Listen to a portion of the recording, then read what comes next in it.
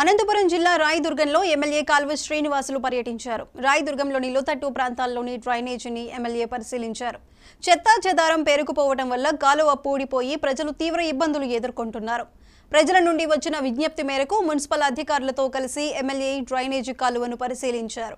పూడికతీత వెంటనే చేపట్టి ఇకపై ప్రజలకు డ్రైనేజీ వల్ల ఎలాంటి అసౌకర్యం కలగకుండా చూడాలని ఎమ్మెల్యే మున్సిపల్ అధికారులను ఆదేశించారు. రేపటి నుండి పూడికతీత పనులు ప్రారంభమవుతాయని మున్సిపల్ అధికారులు తెలిపారు.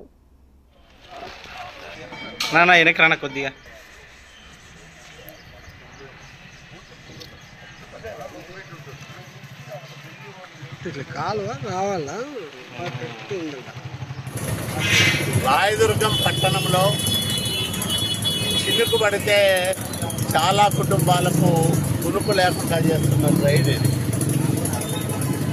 సగానికి పైగా పూడిక పేరుకుపోయి మురుగునీటి కాలువ సామర్థ్యం తగ్గిపోయి వర్షపు నీరు సక్రమంగా పారని కారణంగా ఎక్కడికక్కడ రోడ్లపైనకి, ఇళ్లలోకి, షాపుల్లోకి నీరు చేరి ప్రజలు ఇబ్బందులు పడుతూ ఉన్నారు.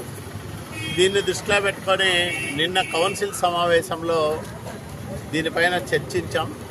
ఈరోజు కమిషనరు, మున్సిపల్ అధికారులను తీసుకొచ్చి దీన్ని చూపించాం. రేపే పనులు ప్రారంభం చేయమని, తక్షణం పూడిక తీసి ఈ మురుగునీటి కాలువ సామర్థ్యాన్ని పెంచమని, ఇది ఎక్కడైతే పుట్టప్ప తోట వరకు ఉందో అక్కడి వరకు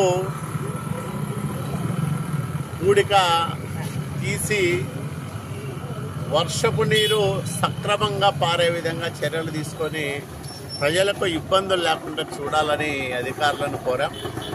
వాళ్ళు రేపే పనులు ప్రారంభం చేస్తామని చెప్పారు. ఇది మనం చేయించకపోతే వర్షపు నీరు రోడ్ల మీదకి, ఇళ్లలోకి చేరి ప్రజలందరూ కూడా నానా అవస్థలు పడతారు. అనంతపురం జిల్లా